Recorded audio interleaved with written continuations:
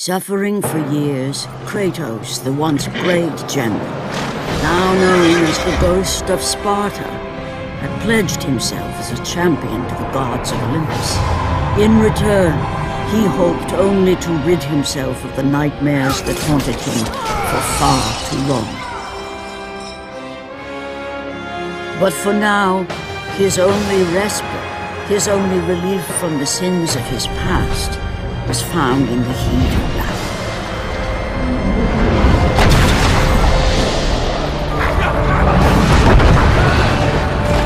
And on this day, Kratos had been called upon by the gods to confront an unthinkable evil, unleashed on the city of Attica by the invading Persian army.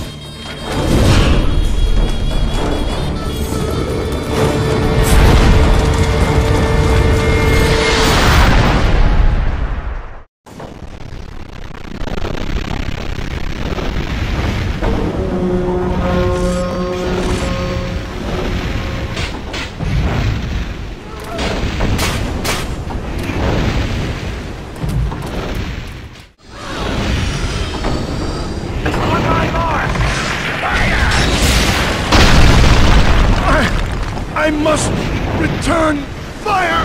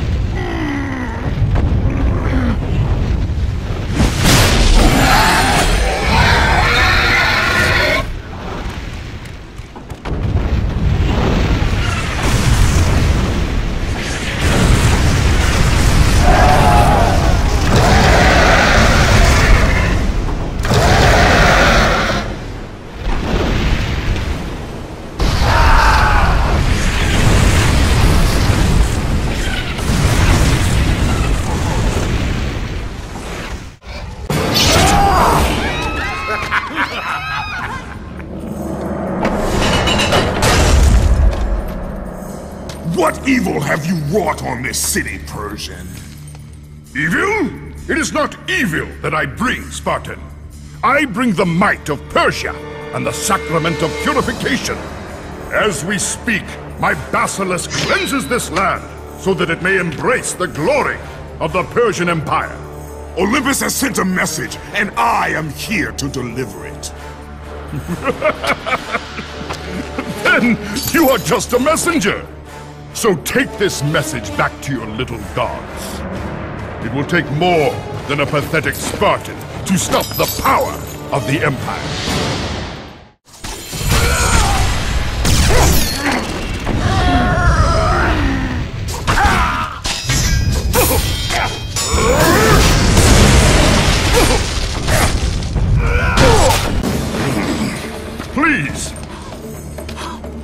Please, spare my life, and I will give you all that you ask.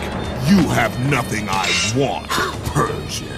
Take my kingdom, my women, my gold. I won't take your riches, but I will take your life.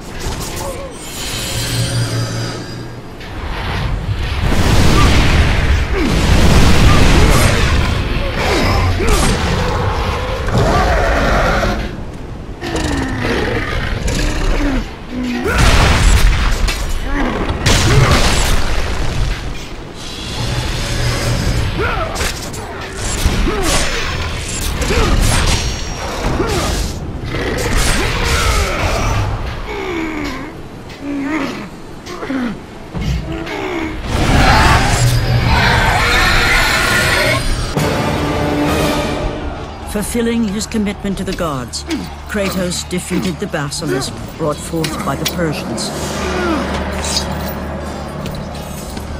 But this small victory would not satisfy the man who had come to be known as the Ghost of Sparta. Is this all you would have me do? Is there nothing else?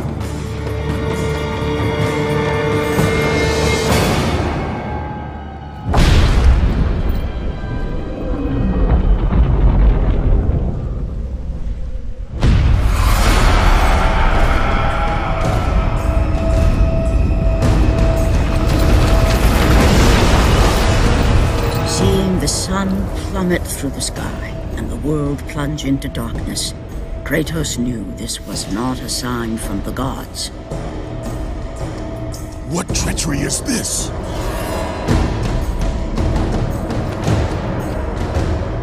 Setting his sights on the glowing horizon, Kratos made his way toward the mysterious light. But there was more afoot than Kratos could possibly know.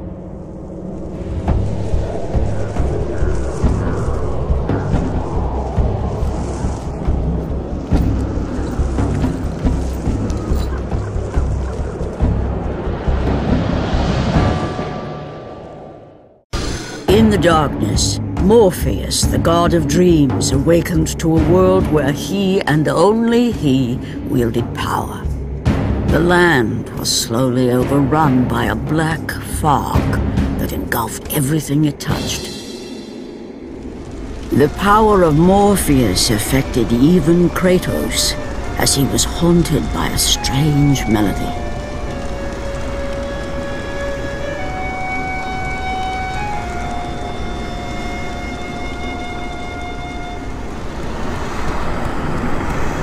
And as Kratos approached the temple, it became clear that the task ahead was more than he could have ever imagined. Once again, the strange, lingering melody could be heard through the black fog of Morpheus, haunting Kratos. The temple on which Kratos stood was the sun chariot of Helios, the very chariot that the fire steeds pulled across the sky every day, allowing the brilliance of Helios to shine down on all mankind. Kratos. Athena, what madness has befallen us? Kratos, there is not much time. Olympus needs you. I grow tired of the gods' requests, Athena. I have given enough. Now take these nightmares from my head. It is not for you to say when your servitude ends. You will earn your freedom in time. But for now, Olympus needs your unquestioning obedience. The god of the sun has been torn from the sky. This temple on which you stand is the chariot of Helios. Without their master to reign them, the fire steeds have driven the sun chariot into the earth. And without Helios, there is no one to keep Morpheus from seizing permanent power. Many of the gods have fallen into a deep slumber. Soon, all will succumb to the black grip of Morpheus. What would you have me do? You must find Helios and return him to the sky, lest the world of gods and man be lost forever. Only his light can release the grasp of Morpheus. Athena! Athena!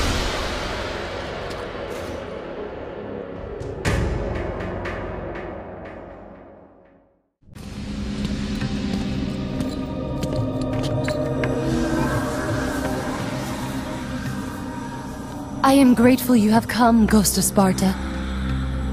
The Titan Atlas has been freed from the pits of Tartarus, and has taken my brother Helios from his rightful place in the sky. What does Atlas want with the sun god? Helios holds within him the power of the sun, a power so great it can destroy the world. It cannot be trusted in the hands of a Titan. Please, take the sun shield from his throne, walk through the gates of Olympus, and you will find me. Hurry, Kratos. Even now, my brother suffers at the hand of Atlas.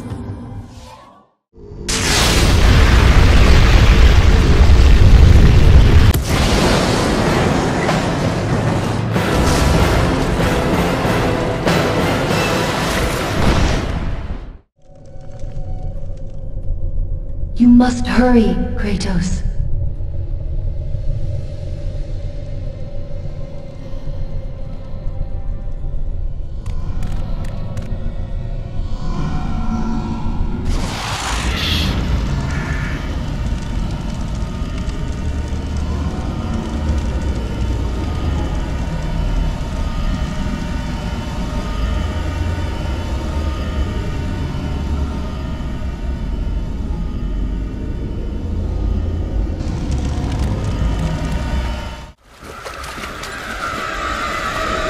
As Kratos entered the cave, Eos, goddess of dawn and sister to Helios, sat above him, visibly weakened by the absence of the sun.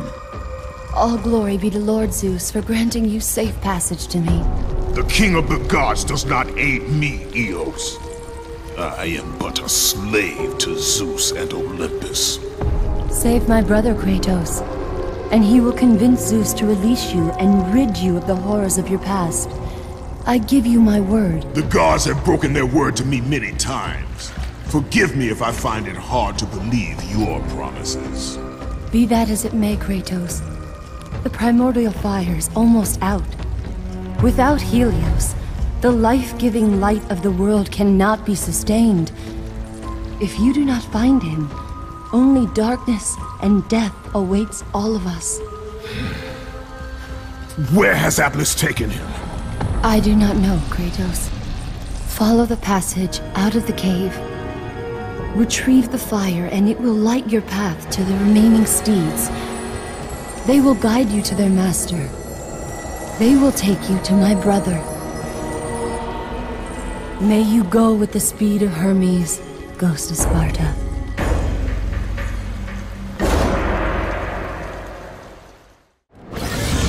And again, the melody returned, and it almost seemed familiar.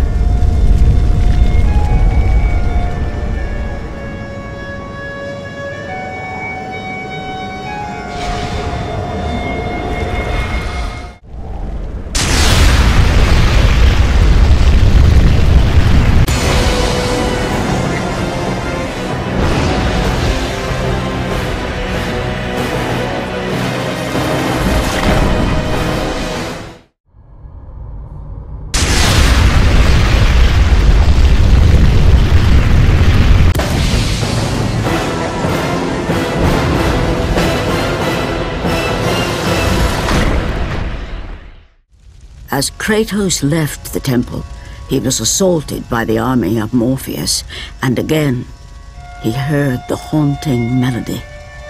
But this time, he recognized it as the song of his daughter, Calliope.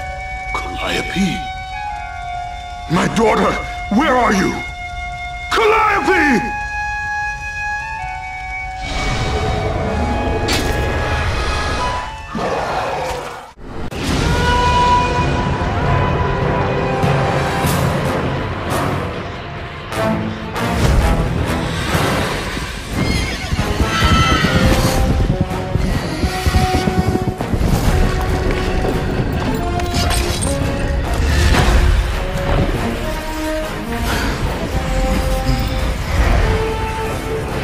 With the release of the fire steeds, Kratos was now in the hands of the beasts.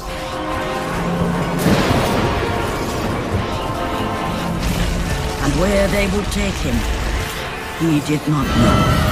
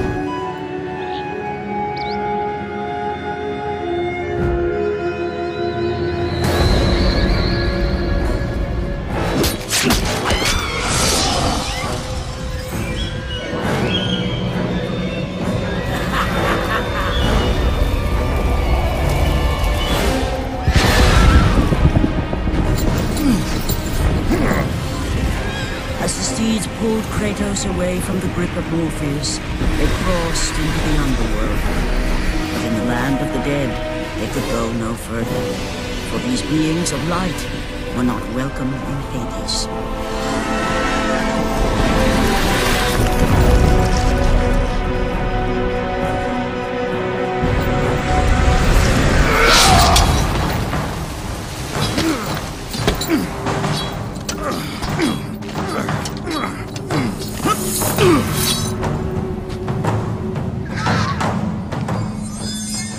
Kratos found himself on the very edge of Hades, the land where no mortal had set foot. Here, where the souls of the dead walk their fated path, Kratos knew that for him, this was merely the beginning.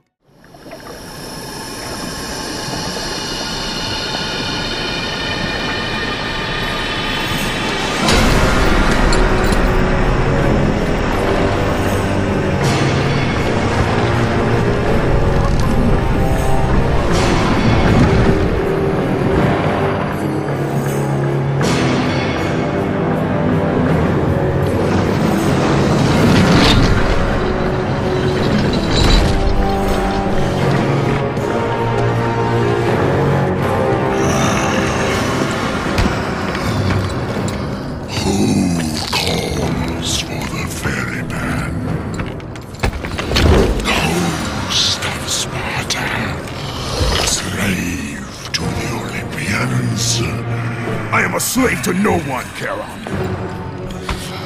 We share a common fate, Kratos. The gods will release neither of us from our torture. Be gone! It is not yet your time, mortal.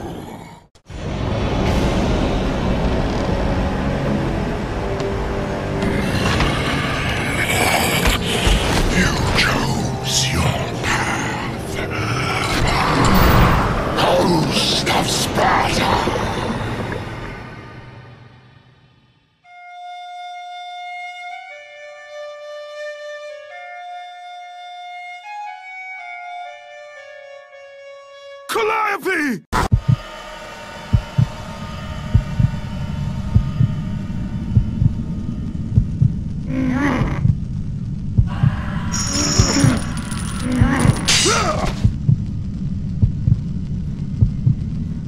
Here, where the souls of the wicked are tortured in the pits of Tartarus, the wailing and agony of the damned resonated deep throughout the bowels of the underworld.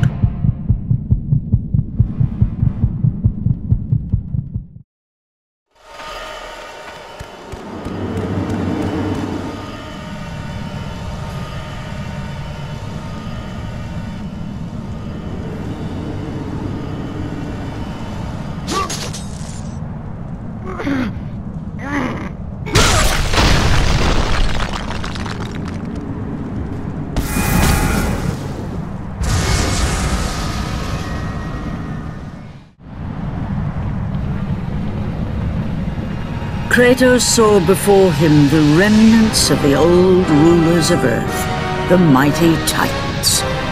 Defeated by the gods and enchained in the depths of Tartarus, they suffered their unjust penance. And for their torment it was well known that these immortal beings hated the Olympians with immeasurable fury. By the hands of Zeus, the Titans had been bound and shackled in their torment for 1,000 years, with no hope of escape. Now the chains that once held the Titan Atlas lay broken, and only one question plagued the thoughts of Kratos. Who would release such evil?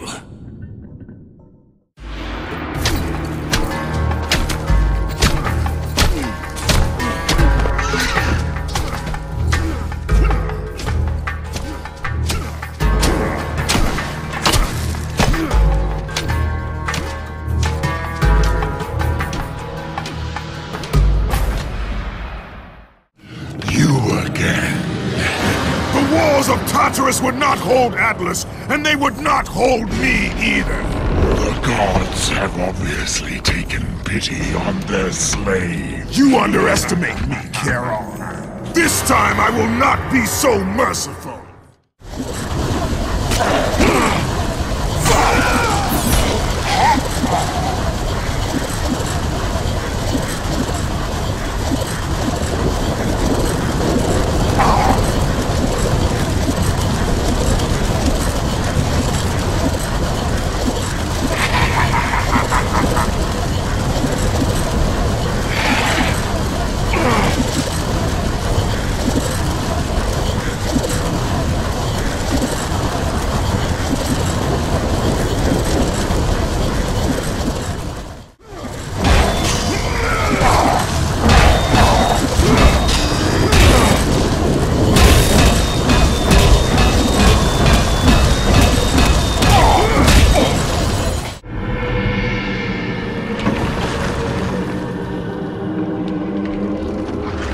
Having defeated Charon, Kratos journeyed deeper into Hades and closer to his goal.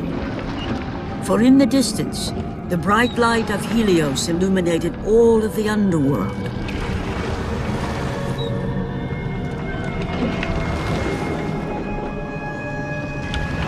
But something on the shore caught his attention. And to Kratos, it almost seemed an apparition. Calliope!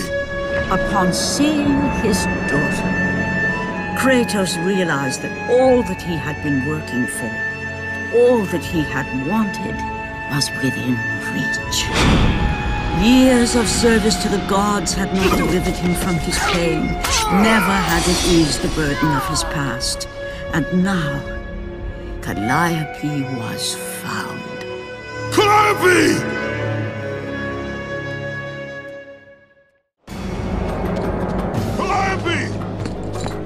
Calliope, where are you? Kratos looked, but his daughter was nowhere to be seen. In the middle of the room sat a graceful figure, a figure he recognized all too well. Persephone, wife of Hades, and queen of the undead. Where is my daughter, witch? Choose your words carefully, Ghost of Sparta. You address the goddess of the underworld. Your daughter is well. She lives among the pure souls in the Elysian fields. Lead me to her! Have you forgotten, Kratos? The Olympians need you. They slumber at the hand of Morpheus. I have faithfully served the gods, yet they do not give me what I ask. I grow weary of their demands. The gods on Olympus failed me too, Kratos. I was betrayed by Zeus and tricked by my husband Hades. Now I am to stay in the underworld as Queen of the Dead, to serve the fallen and care for them as my own children. Persephone! I demand to see my daughter! As you wish. If Calliope is your true desire, I can help you. But be warned, Ghost of Sparta. The world of man will suffer because of your choice. I care little for the world and its suffering! Where is she? If you are to see your daughter again, you must become worthy of Elysium. Cast your weapons at the Forsaken Tree, and let it release the evils of your past. Only then will you be free of your sins, and be granted passage through the divine gates.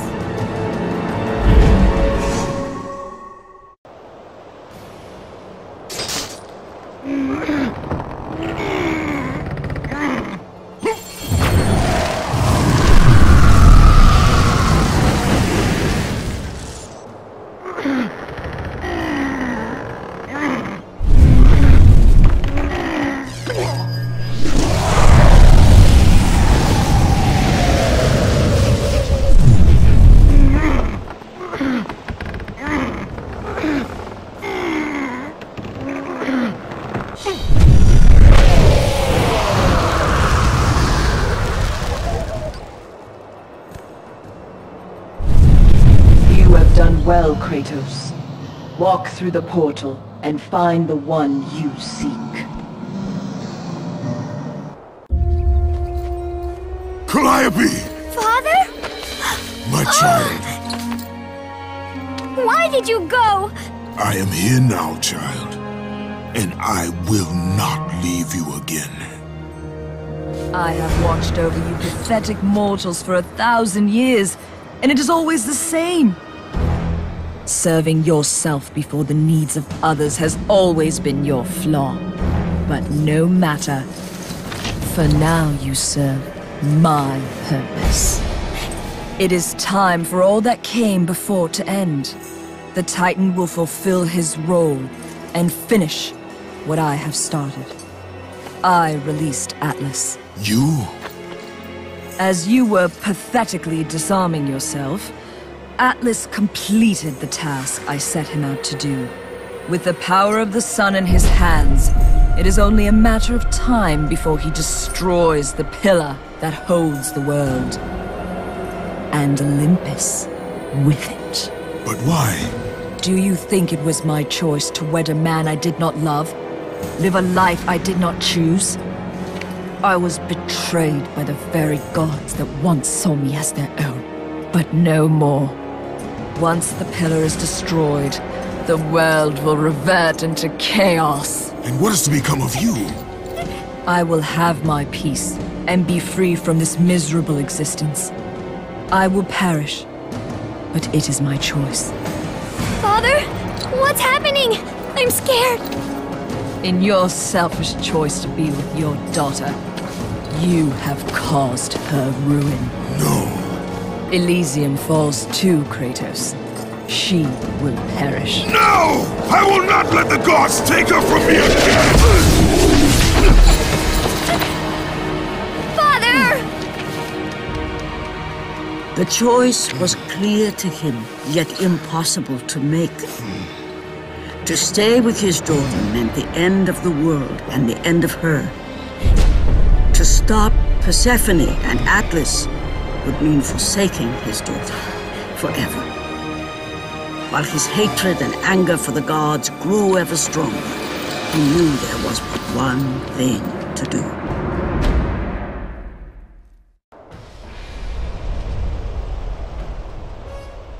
Father, please!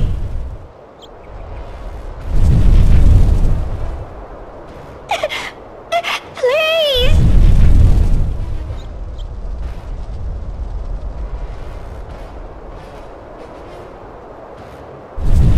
Father! Father, no! Kratos soon realized that what he gained in humanity, he lost in power. He would need to become the monster he once was if he was to defeat Persephone. He would need to become the ghost of Sparta once again if he was to save his child.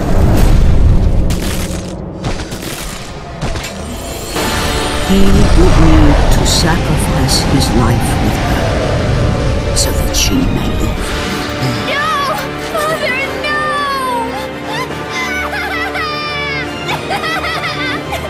At that moment, Kratos knew his destiny was not with Calliope. The fates were never that kind.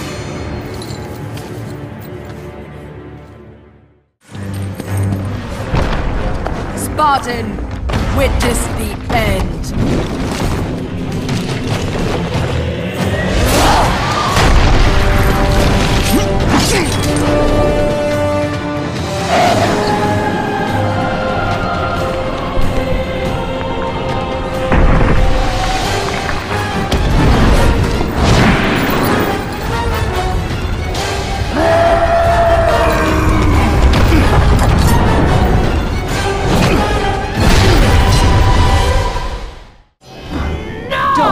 Spartan. Go to her. Be with her. Leave this world behind. Atlas!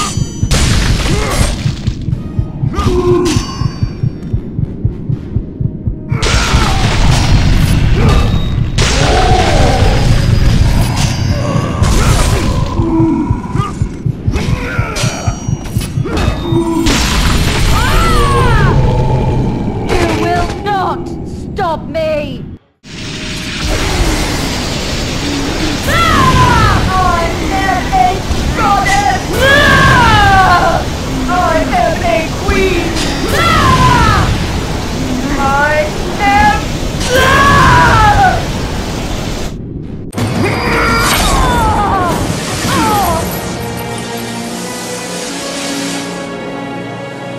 Your suffering will never end, Ghost of Sparta.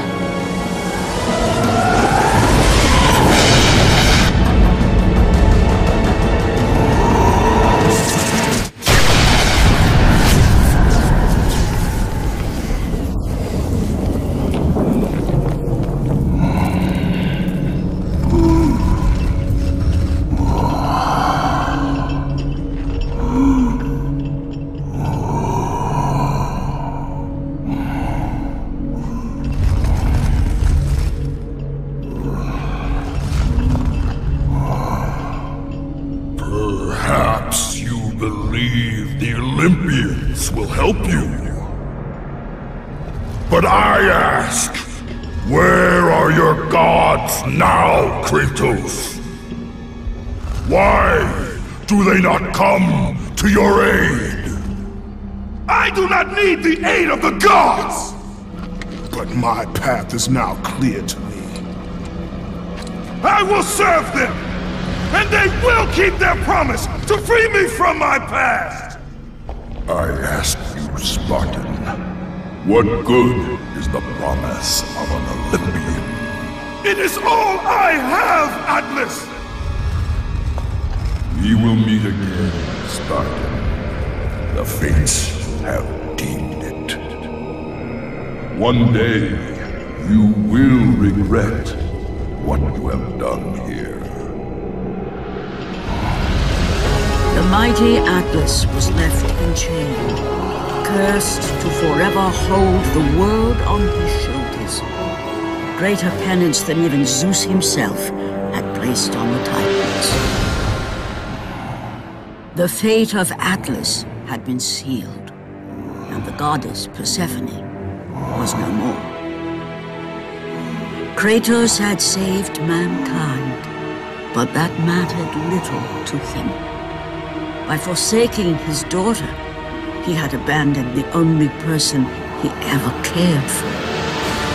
What he had long sought and finally found was now forever lost.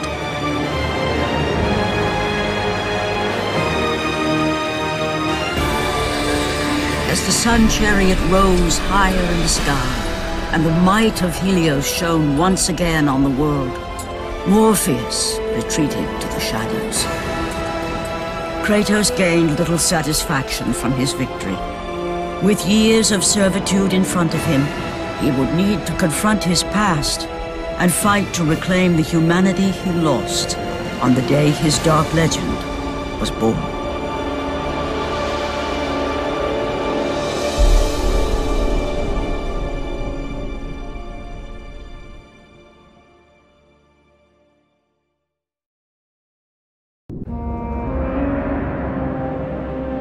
The dire toll of his relentless battles finally caught up with him as Kratos fell from the chariot to the earth. Was this sacrifice too much for one to bear, even for the man who was known as the Ghost of Sparta?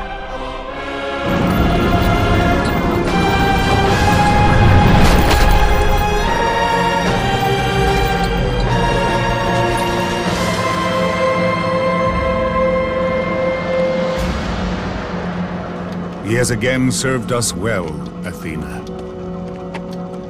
He is a remarkable mortal. He is weak. Shall we help him? He'll live. They must.